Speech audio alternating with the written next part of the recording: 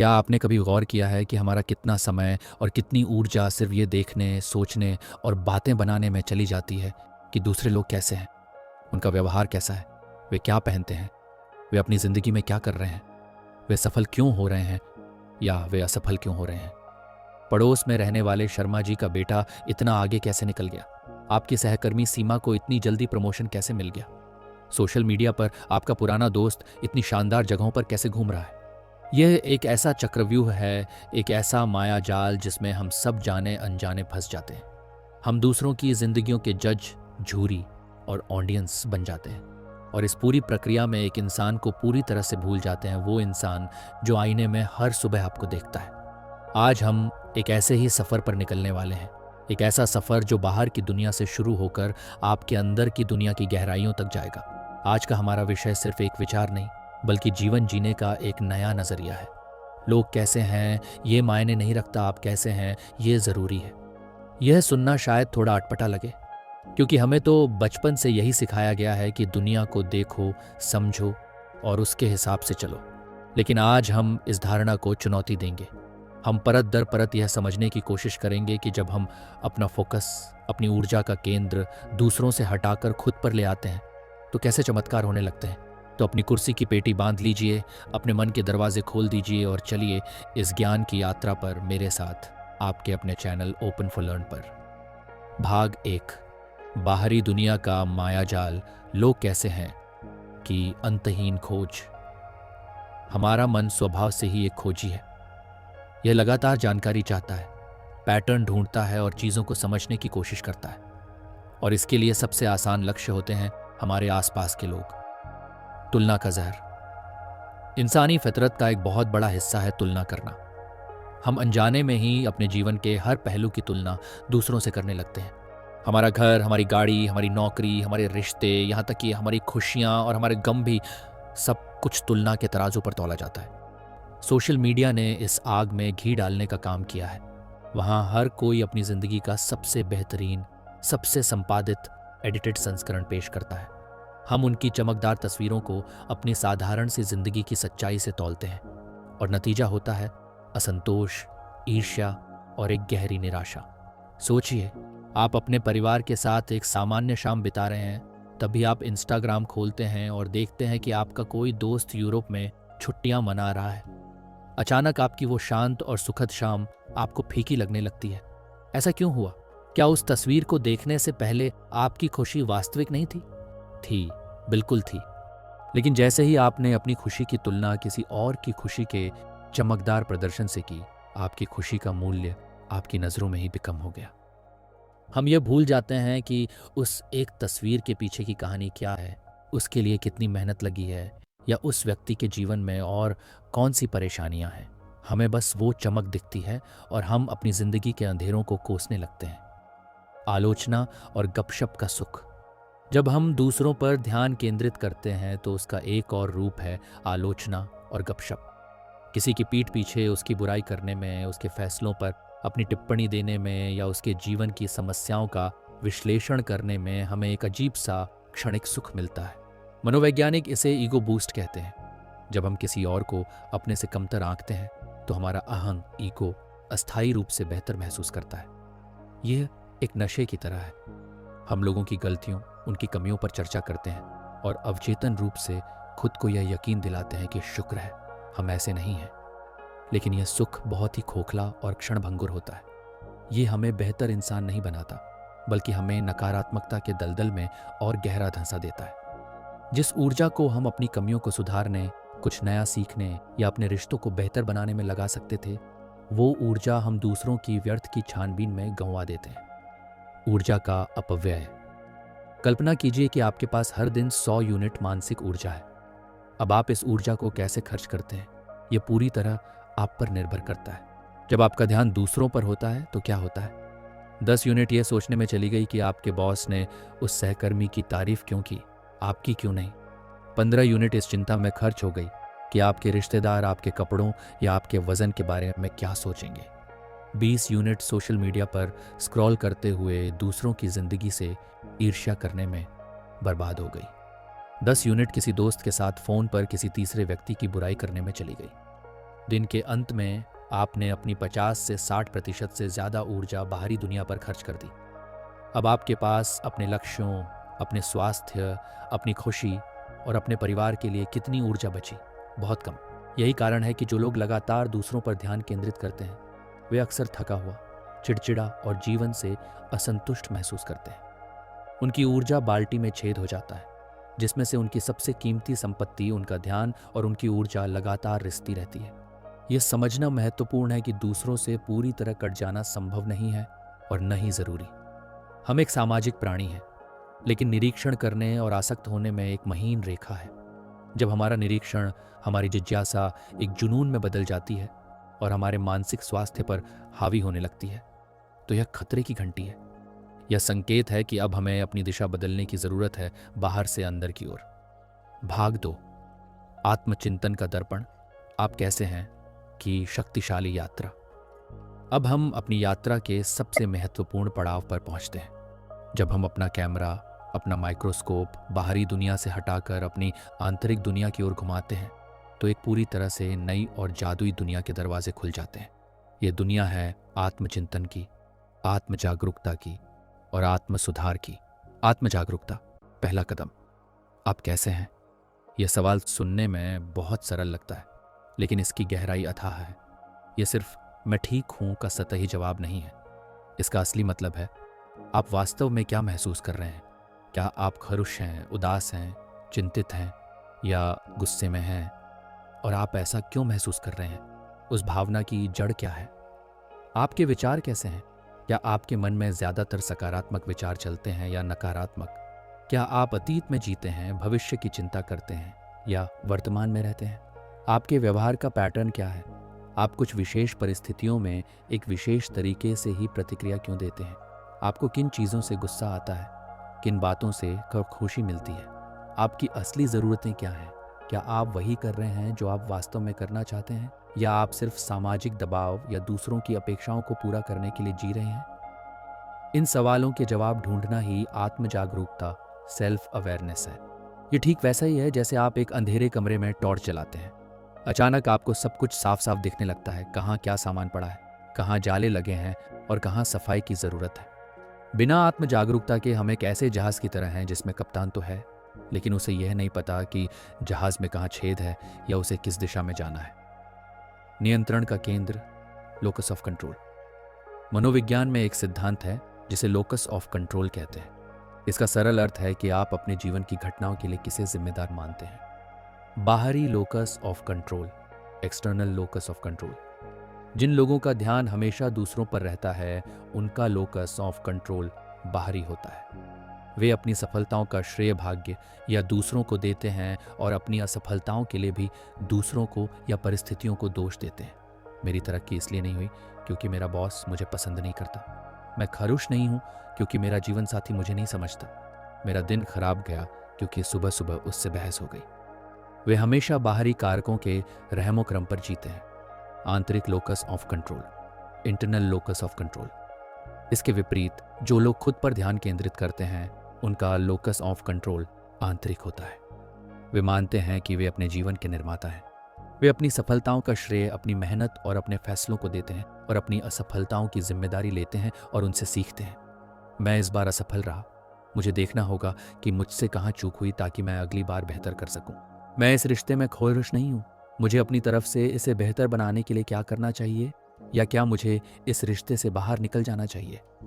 जब आप अपना ध्यान लोग कैसे हैं से हटाकर मैं कैसा हूं पर लाते हैं, तो आपका लोकस ऑफ कंट्रोल स्वाभाविक रूप से बाहरी से आंतरिक में स्थानांतरित हो जाता है।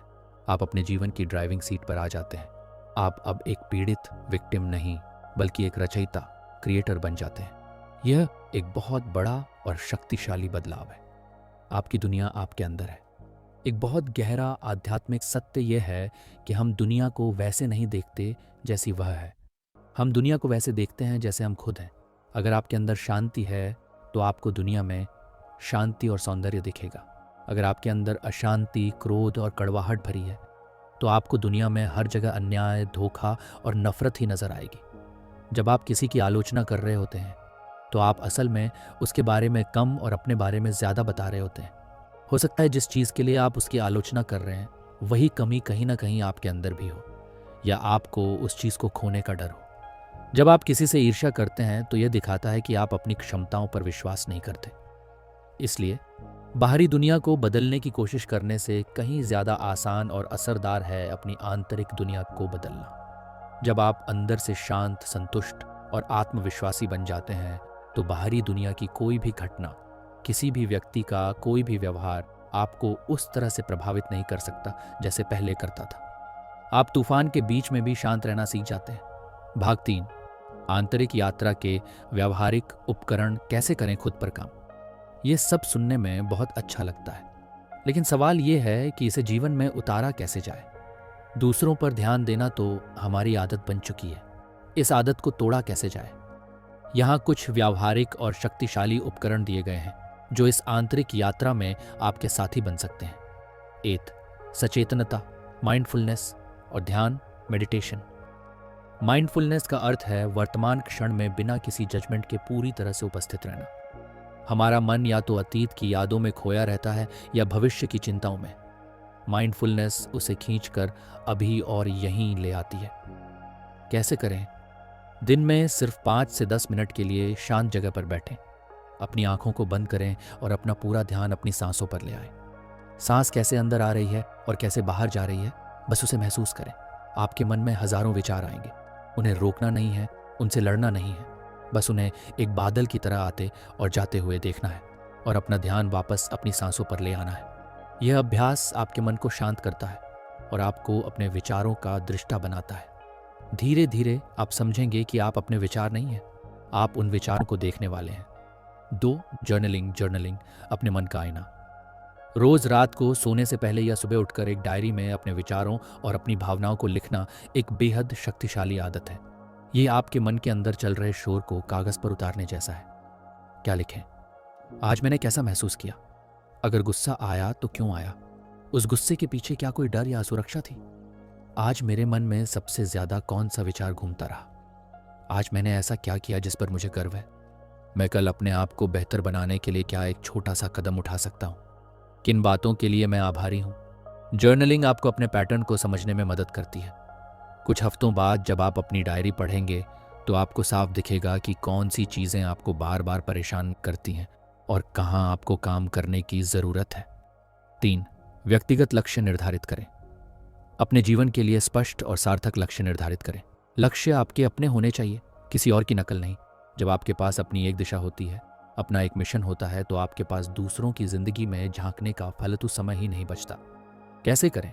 सोचें कि आप स्वास्थ्य, करियर, रिश्ते और व्यक्तिगत विकास के क्षेत्र में अगले 6 महीनों या 1 साल में क्या हासिल करना चाहते हैं। उन्हें लिखें और उन्हें प्राप्त करने के लिए एक योजना बनाएं। आपका पूरा ध्यान अपनी योजना पर, अपनी प्रगति पर होना चाहिए। आपकी प्रतिस्पर्धा किसी और से नहीं, बल्कि आपके बीते हुए कल से होनी चाहिए। 4, कृतज्ञता का अभ्यास, ग्रैटिट्यूड प्रैक्टिस। कृतज्ञता एक चुंबक की तरह है। आप जितना अधिक आभारी होते हैं, आपके जीवन में उतनी ही अधिक अच्छी चीज़ें आकर्षित होती हैं। ये आपके ध्यान को मेरे पास क्या नहीं है से हटाकर मेरे पास क्या है पर ले आता है। कैसे करें? रोज सोने से पहले 3 ऐसी चीज़ों के बारे में सोचें या लिखें जिनके लिए आप उस दिन आभारी थे। ये कुछ भी हो सकता है, एक दोस्त का फ़ोन कॉल, अच्छा भोजन, आपके सिर पर छत, या सिर्फ यह तथ्य कि आप जीवित और स्वस्थ हैं। यह अभ्यास आपके दृष्टिकोण को नकारात्मक से सकारात्मक में बदल देता है। 5, अपनी सूचना की खुराक को नियंत्रित करें। Curate your information diet. आप जो देखते हैं, जो पढ़ते हैं और जिन लोगों को सुनते हैं, उसका आपके विचारों पर गहरा प्रभाव पड़ता है। यदि आप लगातार नकारात्मक समाचार, गपशप वाले कंटेंट या ऐसे सोशल मीडिया अकाउंट्स को फॉलो करते हैं जो आपको हीन महसूस कराते हैं, तो आपका मानसिक स्वास्थ्य बिगड़ना तय है। कैसे करें? अपनी सोशल मीडिया फीड को साफ करें। ऐसे लोगों को अनफॉलो करें जो ईर्ष्या या नकारात्मकता को बढ़ावा देते हैं। ऐसे अकाउंट्स को फॉलो करें जो आपको प्रेरित करते हैं, कुछ नया सिखाते हैं या आपको हंसाते हैं। अपने फ़ोन पर न्यूज़ अलर्ट बंद करें। अपने दिन का एक समय निश्चित करें जब आप समाचार देखेंगे, ताकि आप 24 घंटे उसकी नकारात्मकता से घिरे न रहें। 6, सीमाएं निर्धारित करना सीखें। Learn to set boundaries. नहीं कहना सीखें। उन लोगों से दूरी बनाएं जो लगातार गपशप करते हैं, आलोचना करते हैं या आपकी ऊर्जा को खत्म करते हैं। आपको हर किसी को खुश करने की ज़रूरत नहीं है। अपनी मानसिक शांति को प्राथमिकता देना स्वार्थ नहीं, बल्कि आत्मसंरक्षण है। यह समझना ज़रूरी है कि यह बदलाव एक दिन में नहीं आएगा। यह एक सतत अभ्यास है। जैसे आप रोज़ाना अपने शरीर को स्वस्थ रखने के लिए व्यायाम करते हैं, वैसे ही आपको अपने मन को स्वस्थ रखने के लिए इन उपकरणों का रोज़ाना अभ्यास करना होगा। भाग 4, परिवर्तन की सुगंध। जब आप खुद पर ध्यान केंद्रित करते हैं तो क्या होता है? जब आप पूरी ईमानदारी और लगन के साथ अपना ध्यान दूसरों से हटाकर खुद पर केंद्रित करना शुरू करते हैं, तो आपका जीवन उन तरीकों से बदलना शुरू हो जाता है जिनकी आपने कभी कल्पना भी नहीं की थी। 1, आंतरिक शांति और स्पष्टता। सबसे पहला और सबसे गहरा बदलाव जो आप महसूस करेंगे वह है आंतरिक शांति। मन में चल रहा लगातार शोर कम होने लगता है। तुलना, ईर्ष्या और आलोचना की मानसिक थकान से आपको मुक्ति मिलती है। आपका मन शांत और स्पष्ट हो जाता है, जिससे आप बेहतर निर्णय लेने में सक्षम होते हैं। अब आपको बाहरी दुनिया की मंजूरी या वैलिडेशन की ज़रूरत नहीं पड़ती, क्योंकि आप अंदर से स्थिर और पूर्ण महसूस करने लगते हैं। 2, प्रामाणिक और गहरे रिश्ते। यह सुनने में विरोधाभासी लग सकता है, लेकिन जब आप दूसरों पर ध्यान देना बंद कर देते हैं तो आपके रिश्ते बेहतर हो जाते हैं। ऐसा इसलिए होता है क्योंकि अब आप लोगों से किसी उम्मीद, किसी तुलना या किसी जजमेंट के साथ नहीं जुड़ते। आप उन्हें वैसे ही स्वीकार करते हैं जैसे वे हैं, क्योंकि आप खुद को स्वीकार करना सीख रहे होते हैं। आपकी दोस्ती और आपके रिश्ते सतह से उठकर गहराई में चले जाते हैं। लोग आपके आसपास सुरक्षित और स्वीकृत महसूस करते हैं, क्योंकि उन्हें पता होता है कि आप उनकी जिंदगी का ऑडिट करने के लिए नहीं, बल्कि उनके साथ एक वास्तविक संबंध बनाने के लिए वहां हैं। 3, व्यक्तिगत विकास और सफलता। वह सारी ऊर्जा जो पहले दूसरों की जिंदगी का विश्लेषण करने में बर्बाद हो रही थी, अब आपके व्यक्तिगत विकास में लगती है। आप कोई नई स्किल सीखते हैं, कोई नई भाषा, कोई वाद्य यंत्र या अपने स्वास्थ्य पर काम करते हैं। जब आप लगातार खुद को बेहतर बनाने पर काम करते हैं तो सफलता एक बाय प्रोडक्ट के रूप में अपने आप आपके पास आती है। आपको सफलता के पीछे भागना नहीं पड़ता, सफलता आपको ढूंढ लेती है, क्योंकि आप उसके काबिल बन जाते हैं। 4, उद्देश्य और अर्थ की खोज। जब आप बाहरी शोर से दूर होते हैं, तभी आप अपने अंदर की धीमी शांत आवाज को सुन पाते हैं। यही आपकी आत्मा की आवाज है, जो आपको आपके असली उद्देश्य की ओर मार्गदर्शन करती है। आप ये समझना शुरू करते हैं कि आप इस दुनिया में क्यों हैं, आपके अद्वितीय उपहार क्या हैं और आप दुनिया में क्या योगदान दे सकते हैं। आपका जीवन अब सिर्फ खाने, सोने और काम करने का एक चक्र नहीं रह जाता, बल्कि एक सार्थक और उद्देश्यपूर्ण यात्रा बन जाता है। 5, आप दूसरों के लिए एक प्रकाश स्तंभ बन जाते हैं। जब आप खुद पर काम करते हैं और एक शांत, आत्म जागरूक और दयालु इंसान बनते हैं, तो आपकी ऊर्जा बदल जाती है। लोग आपकी ओर आकर्षित होते हैं, वे आपसे सलाह लेना चाहते हैं, वे आपके जैसा बनना चाहते हैं। आप बिना कुछ कहे सिर्फ अपने अस्तित्व से, अपने उदाहरण से दूसरों को प्रेरित करने लगते हैं। आप एक आलोचक से एक मार्गदर्शक बन जाते हैं। आप दुनिया की समस्याओं के बारे में शिकायत करने वाले नहीं, बल्कि समाधान का हिस्सा बन जाते हैं। याद रखें, एक जलता हुआ दिया ही हजारों बुझे हुए दियों को जला सकता है। जब आप अपनी आंतरिक ज्योति को प्रज्वलित करते हैं, तो आप अनजाने में ही पूरी दुनिया में रोशनी फैला रहे होते हैं। तो दोस्तों, आज का यह सफ़र हमें एक बहुत ही सरल लेकिन गहरे सत्य पर वापस ले आया है। आपकी दुनिया एक आईने की तरह है। यह आपको वही वापस दिखाती है जो आप अंदर से हैं। अगर आप बाहर की दुनिया बदलना चाहते हैं, लोगों का व्यवहार बदलना चाहते हैं, तो उसकी शुरुआत खुद से करनी होगी। दूसरों की कहानियों के सिर्फ एक दर्शक मत बनिए, अपनी कहानी के लेखक, निर्देशक और मुख्य पात्र बनिए। अपनी किताब के पन्ने अपनी सफलताओं, अपनी सीख और अपनी खरोशों से भरिए। जिस दिन आप यह समझ जाएंगे कि आपकी सबसे बड़ी परियोजना, आपका सबसे बड़ा काम आप खुद हैं, उस दिन से आपकी जिंदगी एक बोझ नहीं, बल्कि एक उत्सव बन जाएगी। लोग कैसे हैं, वे क्या कर रहे हैं, इसे उनके ऊपर छोड़ दीजिए। ये उनकी यात्रा है, उनकी कहानी है। आपकी कहानी आपका इंतजार कर रही है। तो आज खुद से यह सवाल पूछिए, मैं कैसा हूं? और पूरी ईमानदारी से उसका जवाब ढूंढने की इस खूबसूरत यात्रा पर निकल पड़िए। मुझे उम्मीद है कि आज की इस चर्चा ने आपके मन में एक नया विचार, एक नई चिंगारी जगाई होगी। अगर आपको यह वीडियो पसंद आया हो तो इसे लाइक करें, अपने दोस्तों और परिवार के साथ शेयर करें जिन्हें शायद इसकी ज़रूरत हो, और अपने विचार नीचे कमेंट्स में ज़रूर बताएं। और हाँ, अगर आप ऐसी ही ज्ञानवर्धक और जीवन को बदलने वाली यात्राओं पर मेरे साथ चलना चाहते हैं, तो ओपन फॉर लर्न को सब्सक्राइब करना न भूलें। याद रखिए, सबसे महत्वपूर्ण सवाल यह नहीं है कि दुनिया में क्या हो रहा है, सबसे महत्वपूर्ण सवाल है आपके अंदर क्या हो रहा है। अपना ध्यान रखिए और सीखते रहिए। धन्यवाद।